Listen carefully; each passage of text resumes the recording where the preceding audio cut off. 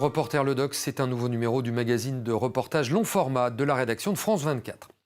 On va parler du paludisme, également appelé malaria. La maladie fait près de 500 000 morts par an, principalement en Afrique. La situation est d'autant plus préoccupante que depuis plusieurs années, les parasites développent des résistances aux molécules antipaludiques et les moustiques craignent de moins en moins les insecticides. Aujourd'hui, aucun vaccin n'est disponible et pourtant, on sait depuis très longtemps qu'une plante soigne efficacement la maladie. Cette plante, venue de Chine, qui s'appelle l'artémisia, est pourtant déconseillée par l'OMS et interdite dans un certain nombre de pays. Mais que cache cette interdiction? Peut-être les intérêts financiers des laboratoires pharmaceutiques qui ont fait de la malaria un business. En tout cas, le débat fait rage entre partisans et adversaires de cette médecine naturelle. L'enquête que vous allez découvrir se concentre sur Madagascar, où s'est rendu le réalisateur Bernard Kreutzen.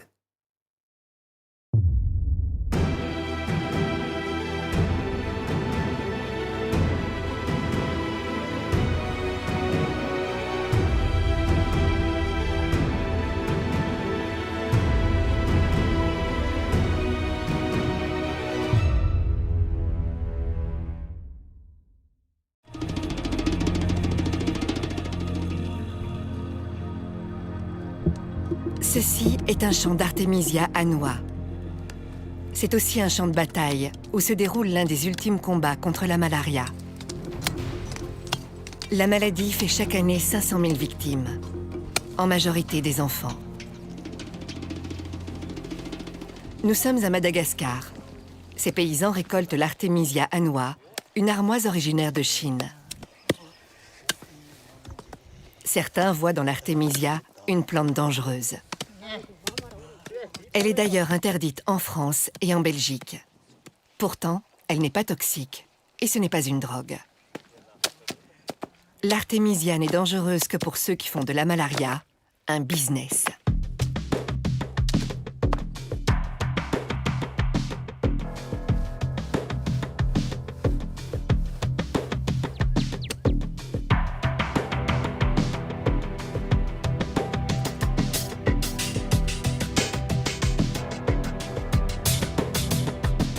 C'est très important, c'est urgent, parce que les populations, chaque année, nous perdons des millions d'enfants. We'll have to have drugs and vaccines and other things to do these eradication. C'est des histoires de pouvoir et d'argent et de territoire, et c'est toujours ça. Ce qui se passe aujourd'hui est véritablement terrifiant. La solution est sous nos pieds. Cette plante est interdite en France. There are so many other anti-malarial compounds in the plant. Un grand dépôt pharmaceutique m'a dit, mais là, monsieur, vous êtes en train de piétiner sur nos business.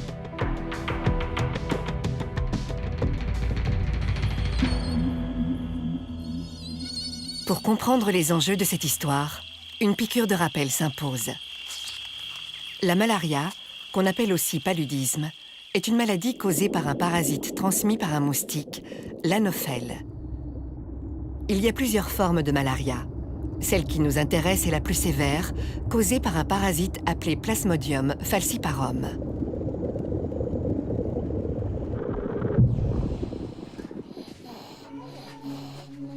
La maladie se manifeste par des fièvres violentes et des sueurs qui peuvent dégénérer en coma, à l'issue fatale.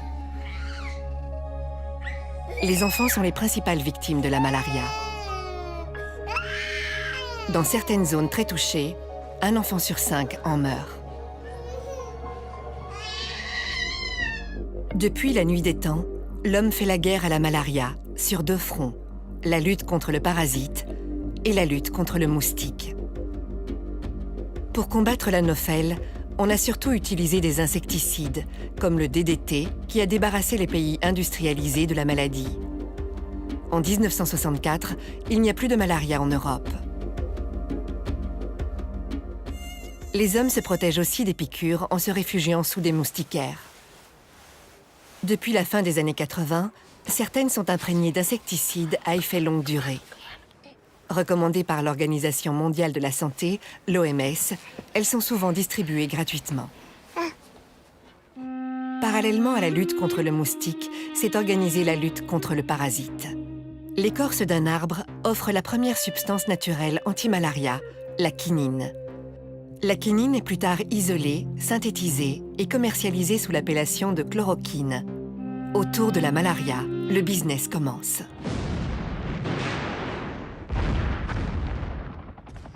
C'est la guerre du Vietnam qui va révéler l'existence d'un traitement alternatif. Les soldats américains prennent de la chloroquine pour se protéger de la malaria.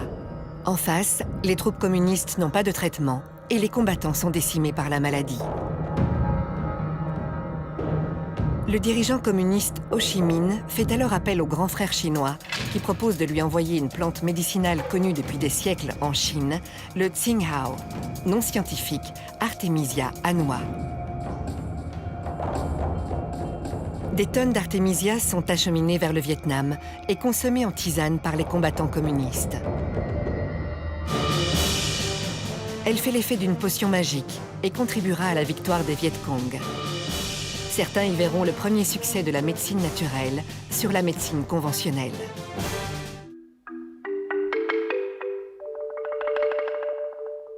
Les Chinois lancent le projet 523, une vaste recherche qui vise à isoler les principes actifs des plantes médicinales, dont l'artémisia. Étrangement, les Occidentaux ne vont pas s'intéresser à cette plante.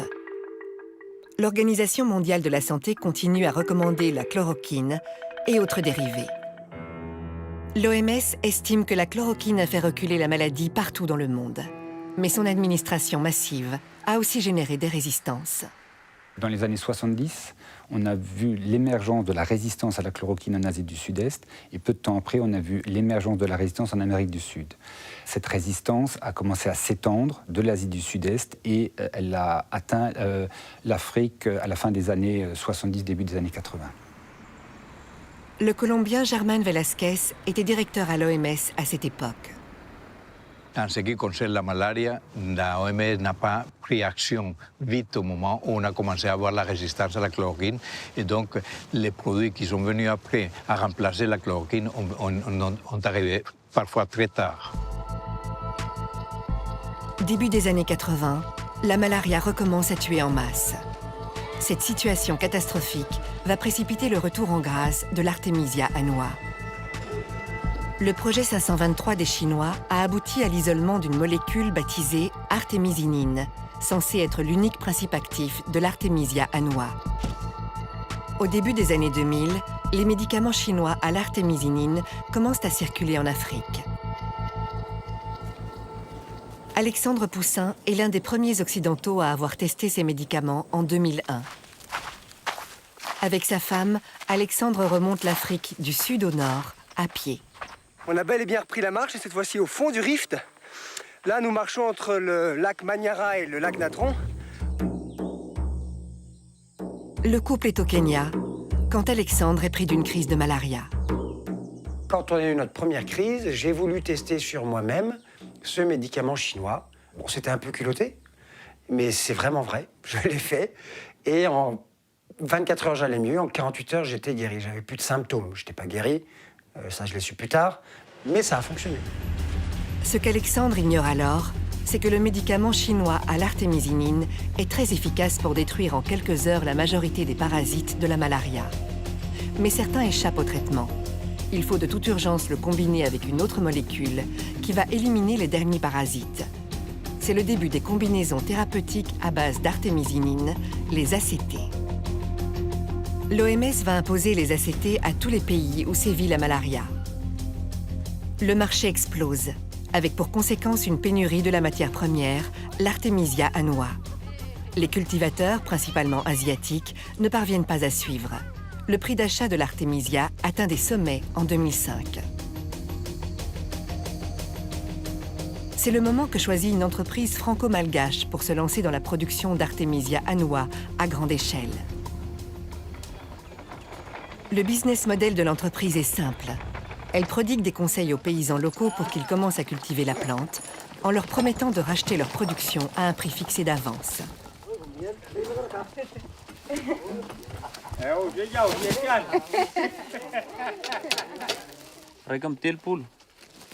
10 000 paysans malgaches se laissent séduire par la perspective d'un bon rendement, supérieur à celui du riz. En une saison, un cultivateur peut gagner jusqu'à 700 € cash. C'est une aubaine dans ce pays où une grande majorité de paysans disposent de moins d'1 € par jour. L'odeur de l'artémisia séchée parfume désormais les villages malgaches. Mais il s'agit d'une culture d'exportation pour produire des médicaments, et non pour soigner directement la population de Madagascar avec la plante. Quelques paysannes ont bien compris l'intérêt d'un circuit court. Si on a la malaria, dès qu'on a de la fièvre, on ajoute une petite pincée d'artémisia et on le boit, et la fièvre disparaît. En 2001, Alexandre Poussin accomplit toujours son Africa Trek. On se souvient qu'il avait été soigné par un médicament chinois à l'artémisinine. Soigné, mais pas guéri. Il fait une nouvelle crise de malaria en Éthiopie. J'ai eu le falciparum, le neuropalu, et là on n'avait pas le traitement chinois. J'avais des signes aigus d'un paludisme qui aurait pu m'emporter. Ça faisait 3 jours que je l'avais, on est arrivé un peu en perdition dans ce dispensaire, et on m'a administré de la tisane d'artémisia. La même plante, mais pas sous forme de gélules ou de comprimés faits par un laboratoire, la plante en tisane. Et j'ai bu 3 litres de cette tisane en une journée.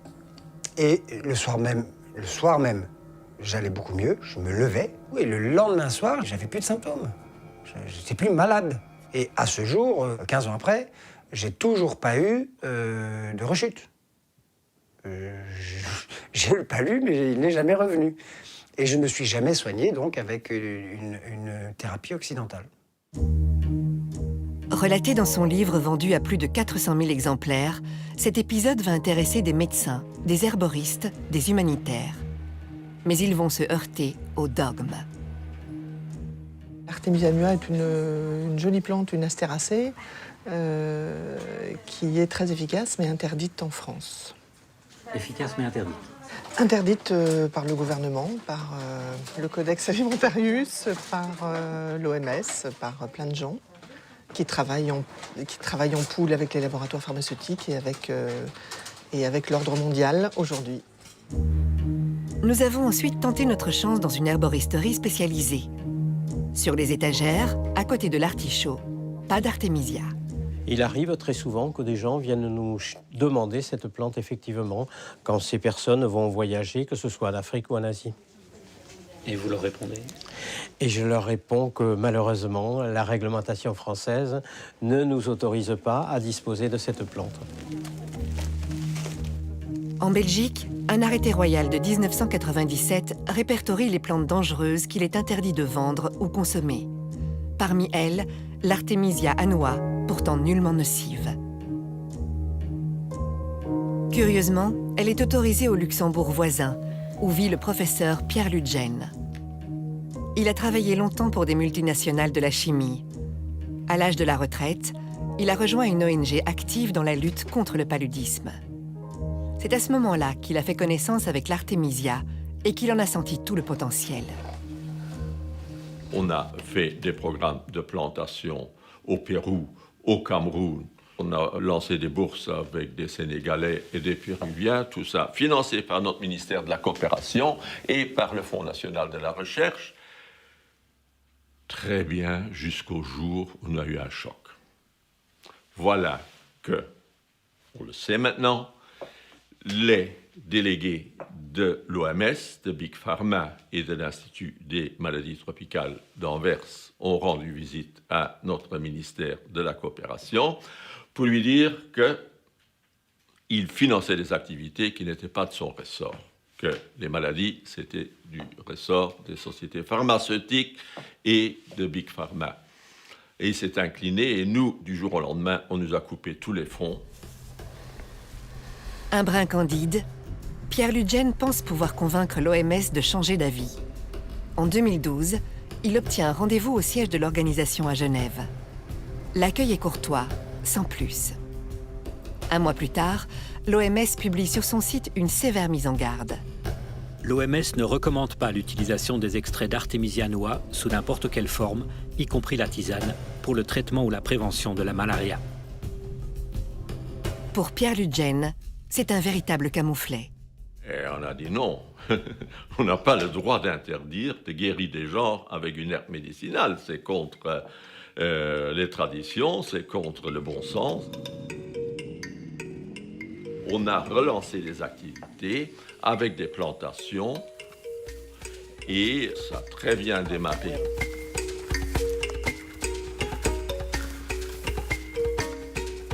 Malgré les réticences de l'OMS, des centaines de chercheurs travaillent aujourd'hui sur l'artémisia en Afrique, mais aussi en Colombie ou au Cambodge. Le soleil du Sénégal lui réussit particulièrement bien. Les scientifiques sont de plus en plus nombreux à s'investir dans la recherche sur l'artémisia parce qu'ils sont convaincus de l'efficacité de la plante pour soigner la malaria. Tous se demandent ce qui justifie la méfiance de l'establishment médical à l'égard de l'artémisia annua. L'argument le plus souvent invoqué est le sacro-saint principe de précaution. Tant qu'on ne connaît pas toutes les propriétés de la plante, il faut s'abstenir de l'utiliser. Mais ce principe de précaution est-il aussi strictement appliqué aux produits des firmes pharmaceutiques? Le Lariam est un médicament antipaludique qui continue d'être prescrit, alors que ses effets secondaires peuvent être dévastateurs, particulièrement chez les personnes sensibles. Autre question dans l'actu du moment, comment va Stromae? Le chanteur est KO physiquement, il vient d'annuler toute une série de concerts jusqu'au 2 août exactement, un silence assourdissant. J'ai subi des effets secondaires du Lariam. Ça m'est arrivé en 2015, en juin 2015. C'était dans le cadre de ma tournée en Afrique. J'étais stressé, j'étais épuisé. Tout prédisposé à péter un plomb, ça c'était sûr, mais l'accélérateur c'était le Lariam, quoi. Pendant le concert, je ne m'en rendais pas compte parce que j'étais persuadé de la folie dans laquelle j'étais. Évidemment, on n'a pas le recul. C'est de la paranoïa, c'est plein de trucs. Et puis mon frère a eu le déclic et là, il s'est rendu compte qu'il y avait un truc qui allait pas. Et je pense que s'il n'avait pas été là, je me serais sans doute suicidé cette nuit-là, ça c'était sûr. Je pèse bien mes mots quand je dis ça. Et s'il n'avait pas été là, je ne pense pas que je pourrais vous parler aujourd'hui. La star belge n'est pas la seule à avoir souffert du Lariam, dont le nom générique est mefloquine. De très nombreux vétérans de la guerre d'Irak qui prenaient ce traitement ont connu des troubles psychologiques graves, allant jusqu'à commettre des meurtres gratuits. Plusieurs associations veulent interdire la molécule. Malgré des effets secondaires redoutables et des procès dans plusieurs pays, la mefloquine figure encore sur la liste des médicaments essentiels recommandés par l'OMS.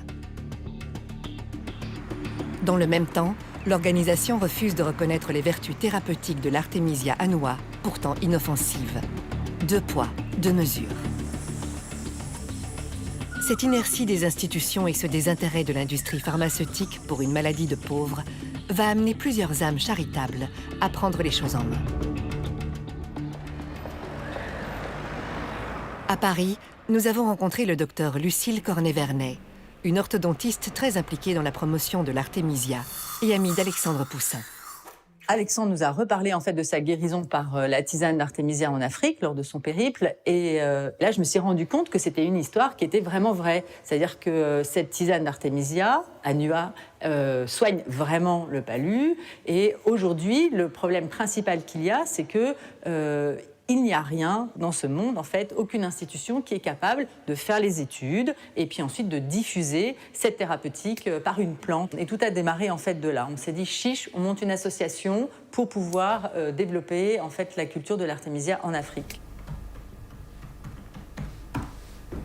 Des dizaines d'associations similaires se créent partout en Europe afin de promouvoir l'artémisia. Ces initiatives sont la cible de critiques parfois virulentes de la part de ceux qui défendent le principe de précaution. En 2012, le célèbre Institut de médecine tropicale d'Anvers prend position contre l'utilisation de l'artémisia annua. On n'est plus au Moyen-Âge. Utiliser des infusions ou des gélules dont la quantité de produits actifs n'est pas connue est, à mon avis, irresponsable. Je n'oserais jamais donner ceci à mon propre enfant, parce que je ne suis pas sûr qu'il va guérir et qu'il pourrait mourir du paludisme, pourquoi est-ce que je devrais le donner à quelqu'un qui vit en Afrique? En Afrique, justement, des chercheurs mènent des études de terrain pour prouver que l'artémisia est efficace et sans danger.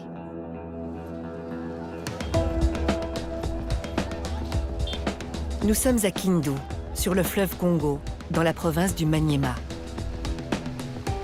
Le docteur Jérôme Munyangi est un jeune chercheur congolais qui prend des risques.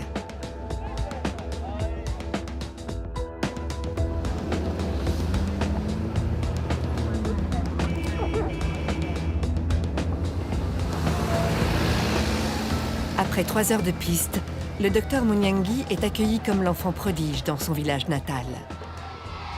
Artémisia! Artémisia!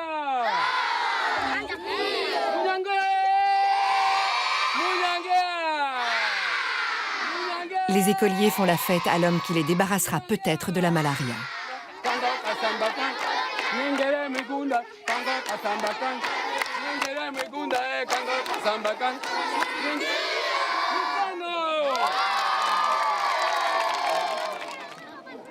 Le parcours du docteur Jérôme Munyangi est emblématique des difficultés rencontrées par les Africains qui défendent une médecine adaptée aux conditions du continent.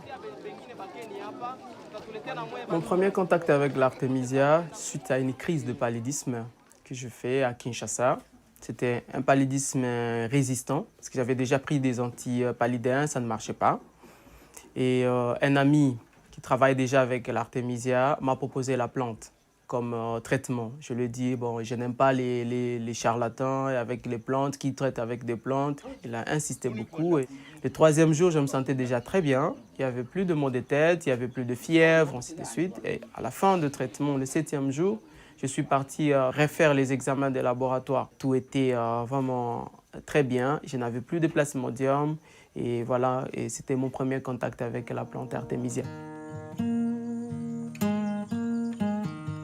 Impressionné par ce résultat, le docteur décide de consacrer la suite de ses études à la plante. Son diplôme de médecine et quelques feuilles d'artémisia sous le bras, il entame une maîtrise S-Sciences à Paris. Après 3 semaines d'analyse, nous étions vraiment très étonnés par le résultat que nous avons observé au laboratoire. Le professeur qui travaillait avec moi était très étonné. Elle a refait les examens elle-même. Je me rappelle encore l'un de mes professeurs qui me dit, voilà, et ça c'est une bombe. Et on ne peut pas que cette bombe puisse sauter dans notre laboratoire parce que juste les subventions des laboratoires proviennent de firmes pharmaceutiques. Et on a arrêté la recherche. On m'a même arraché mon cahier de laboratoire où il y avait des manipulations. Et tous les échantillons d'artémisia que j'avais amenés au laboratoire étaient confisqués. On a amené ça au bureau du directeur des laboratoires. Pratiquement exclu de l'université et privé de bourse, le docteur Munyangi refuse d'abandonner. Il prend contact avec Lucille Cornet-Vernet, qui va l'aider à poursuivre ses recherches. Nous avons décidé ensemble en fait, de monter une grande étude aux normes de l'OMS, donc c'est un peu compliqué, c'est randomisé en double aveugle, etc., sur un échantillon significatif de personnes. Donc là, on a fait sur 1000 patients, et donc j'ai à ce moment-là commencé à chercher les fonds. Donc ces études ont été financées en fait par des amis, par des fondations, par des entreprises, simplement parce qu'ils croient vraiment qu'une plante peut être la solution pour ce fléau apocalyptique qu'est le palu en Afrique.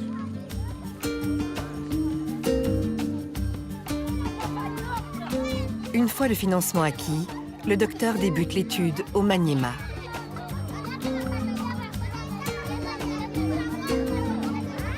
Mille patients porteurs du falciparum sont identifiés. 500 prendront de la tisane d'artémisia et un médicament placebo.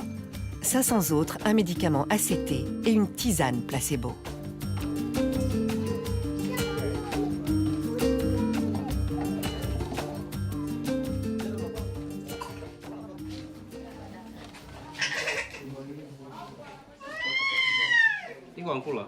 Le docteur Michel Idumbo est l'investigateur principal de l'étude. On diagnostique le paludisme, on prélève l'échantillon, donc le sang, avant le traitement, puisque ce sang-là devrait être examiné à un laboratoire du niveau supérieur, là où on peut, donc on peut faire la numération des charges parasitaires. Et à ce moment-là, on mettait de façon aveugle un groupe de malades sous la tisane et un autre groupe de malades sous les ACT. Et nous avons fait 4 mois en train de récolter les données chaque jour. Donc avec les ACT et la tisane, les deux avaient un bon résultat clinique. Mais quand vous faites la parasitologie, vous allez trouver que les malades qui étaient sous tisane, il y avait disparition de la charge parasitaire. Mais tandis que les malades qui étaient soumis sous traitement ACT, il y avait encore des parasites dans l'air sang, même si leur état clinique était déjà amélioré. Oui. Les résultats sont en effet spectaculaires. Alors que les médicaments ACT sont jugés efficaces à 80%, la tisane affiche un score de 97%. Et sans effet secondaire, contrairement aux médicaments. Le résultat était surprenant, positivement, et c'est là que les ennuis commencent avec la médecine conventionnelle. Quel genre d'ennui? Le premier ennui, c'est l'interdiction. À la fin de l'étude, nous devions organiser une conférence. Lorsque nous avons remis le résultat au médecin-chef des zones, tout de suite, il s'est interposé. Il a dit « J'interdis, cette conférence n'aura pas lieu et je préfère que Jérôme puisse se taire et pas communiquer ses résultats à la population. » Ils ont vu que la tisane avait un meilleur résultat que les ACT et on nous a fait montrer que les différentes firmes pharmaceutiques risquent de couper leur appui. Et on a trouvé qu'il y avait orgueil, on m'a démis de mes fonctions. À votre avis, d'où viennent ces ennuis? À mon avis, les ennuis viennent de firmes pharmaceutiques. Qu'est-ce qui vous permet de dire ça? Après les publications des résultats, on a dit aux patients que voilà, la tisane était efficace et eux-mêmes l'ont observé. Et là, les patients n'achètent plus les ACT en fait. Nous devenons de plus en plus gênants. J'étais interpellé par un grand dépôt pharmaceutique à Kindu qui m'a dit mais nous avons les ACT, on n'arrive plus à les vendre vraiment à cause de votre étude. Et là, monsieur, vous êtes en train de piétiner sur nos business. Lorsque les médecins congolais parlent des firmes pharmaceutiques, ils ne font pas référence aux multinationales cotées en bourse. Les pressions s'exercent au niveau provincial. Ce n'est pas Big Pharma qui est à la manœuvre, mais les dépôts pharmaceutiques locaux.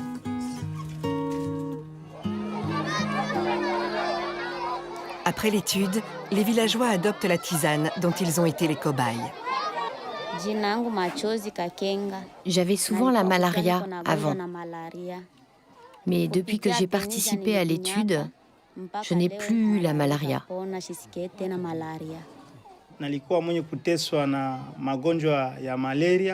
Moi, j'ai toujours eu la malaria. Mais en prenant la tisane d'Artemisia, je me suis senti beaucoup mieux.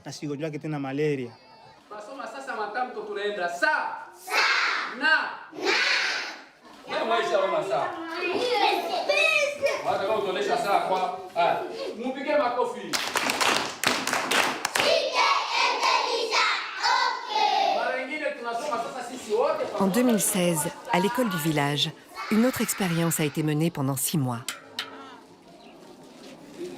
Les enfants boivent la tisane d'Artemisia 2 fois par semaine, à titre préventif. Aucun écolier n'a attrapé la malaria durant cette période. Pour qu'elle soit validée, il faudrait étendre la recherche à des milliers d'écoliers.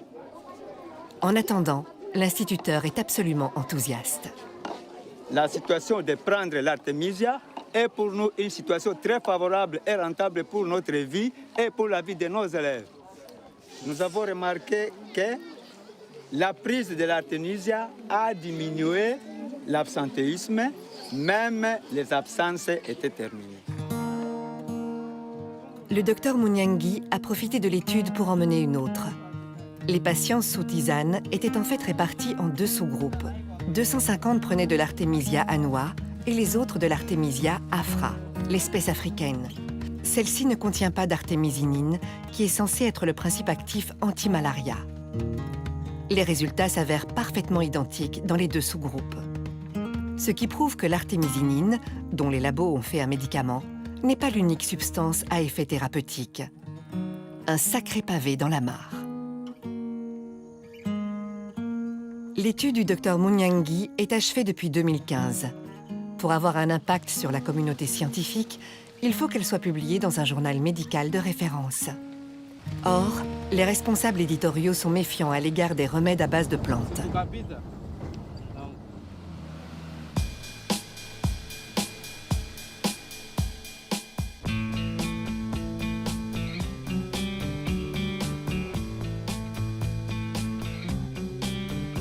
Les Africains ne sont pourtant pas les seuls à révéler les vertus de l'artémisia.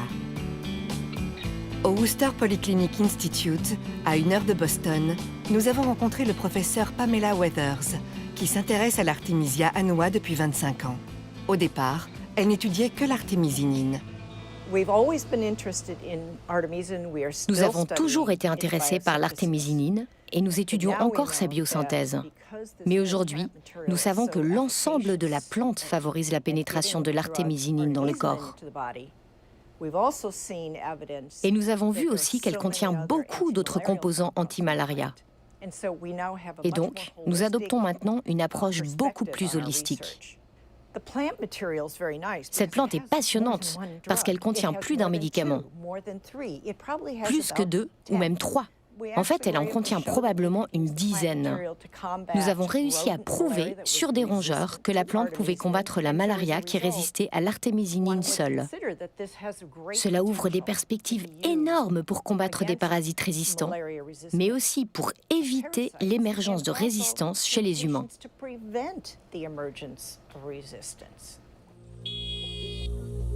La question de la résistance divise les deux camps qui s'affrontent aujourd'hui. Pour ou contre l'artémisia. Les sceptiques pensent que l'utilisation de la tisane à grande échelle pourrait générer des résistances, préjudiciables à l'efficacité des médicaments ACT. Pour les pro-artémisia, cet argument ne tient pas. Cela fait 2000 ans que la tisane est utilisée en Chine sans qu'aucune résistance ne soit apparue. Ce que la science ne parvient pas encore à démontrer, l'histoire l'a déjà mis en évidence. Et si la réponse était dans la nature ? L'artémisia annua et sa cousine africaine sont en fait des polythérapies. C'est la combinaison de leurs différents composants qui donne aux plantes leur pouvoir thérapeutique. Il faut donc les utiliser en totum, en entier, et non essayer d'en isoler un seul principe actif. L'OMS apparaît aujourd'hui comme le principal frein à la diffusion de l'artémisia annua. Officiellement, à cause du principe de précaution, mais peut-être aussi pour des raisons politiques et financières. Il y a exactement 25 ans, le budget de la OMS, plus de 50% étaient les contributions publiques obligatoires des pays membres de la OMS. Aujourd'hui, une vingtaine d'années après, il y a seulement les 18 ou 20% de contributions publiques, de telle façon que le secteur privé, fondations comme la Fondation Bill et Melinda Gates, ont pris le contrôle de l'organisation. Les premiers 50 ans d'existence de l'industrie pharmaceutique, on a développé des médicaments qui guérissaient les maladies. Depuis une vingtaine d'années, l'industrie pharmaceutique produit des médicaments pour traiter les maladies, des traitements, mais pas pour guérir. Peut-être parce que c'est beaucoup plus rentable d'avoir un malade qui est un client. L'objectif est d'abord des profits avant des intérêts de santé publique. En juin 2016, Bill Gates faisait une déclaration solennelle. Sa fondation s'engageait à éradiquer la malaria de la surface du globe en une génération. Il va nous falloir des médicaments et des vaccins pour mener à bien cette éradication d'ici à 2040. Cette déclaration a été faite conjointement avec celui qui était alors le ministre britannique des Finances. On aurait imaginé que le ministre de la Santé soit plutôt concerné par une maladie, mais c'est bien de finances qu'il s'agit. Car pour éradiquer la malaria, la Fondation Gates promet d'investir 4 milliards d'euros. Nous avons contacté la Fédération internationale des fabricants de médicaments pour lui demander sa position sur l'artémisia. Réponse : Nous ne sommes malheureusement pas en mesure d'intervenir dans votre documentaire. Nous n'avons pas trouvé d'experts disponibles pour témoigner sur ce sujet.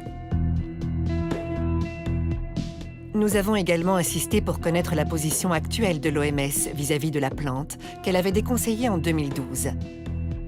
Nous avons reçu cette réponse laconique. nous ne pourrons pas répondre à vos questions concernant la médecine alternative. Décidément, l'artémisia n'est pas prête de pousser dans les jardins de l'OMS à Genève. Partout ailleurs, elle continue de se propager.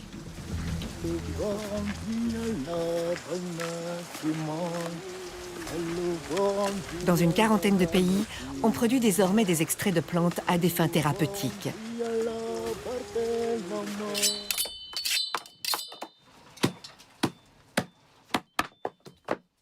La filière de l'artémisia n'est pas seulement bénéfique pour la santé, elle l'est aussi pour l'emploi. Ce sont des dizaines d'hommes et de femmes qui ont trouvé du travail dans un nouveau secteur.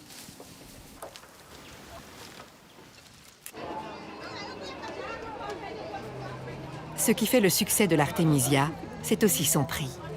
Environ 5 fois moins cher que les médicaments recommandés. On en trouve déjà sur certains marchés. Avant, on achetait des médicaments de la pharmacie. Ça coûtait très cher. Ça... Et puis quand tu avais le palais, quand tu buvais ça, ça ne te guérissait pas tellement là. Mais avec la venue de la tisane c'est moins cher et puis ça guérit vite. Je vous dirai tout de suite que moi-même, j'utilise cette plante en famille, depuis des années déjà. Ça, c'est du point de vue personnel. Je l'ai conseillé à des collègues, des scientifiques, qui l'utilisent. Le professeur Diallo étudie l'artémisia depuis une dizaine d'années dans son laboratoire de bactériologie-virologie à l'université de Dakar. Depuis un certain moment, nous travaillons pour voir l'activité de l'artémisia afra et nous pensons que c'est une piste qui est assez prometteuse.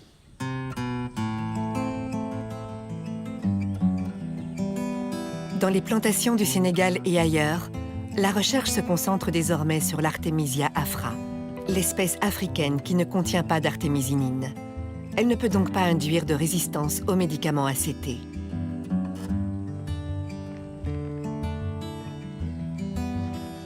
L'afra est connue sur le continent africain depuis des siècles, de sorte qu'elle est spontanément reconnue comme plante médicinale. Et puis, elle est plus facile à cultiver que la noix.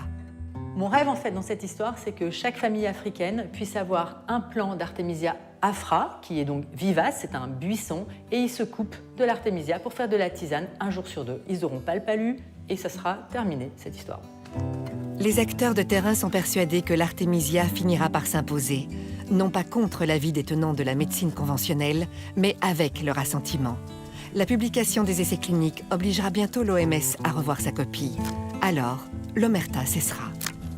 L'Afrique a besoin des insoumis, les insoumis de la recherche. Ce qui me passionne dans tout ça, c'est de ne pas voir mes frères africains décédés de pathologies qui peuvent trouver des solutions, que d'attendre toujours que les médicaments soient fabriqués en Europe et que les médicaments viennent de l'Inde. Nous pouvons nous-mêmes, ici sur place, trouver des solutions, guérir nos frères avec des plantes qui peuvent être cultivées sur place. Si la tisane d'artémisia s'avère être l'ultime remède contre la malaria, on se demandera sans doute pourquoi tout ce temps perdu, toutes ces victimes, tout ce business.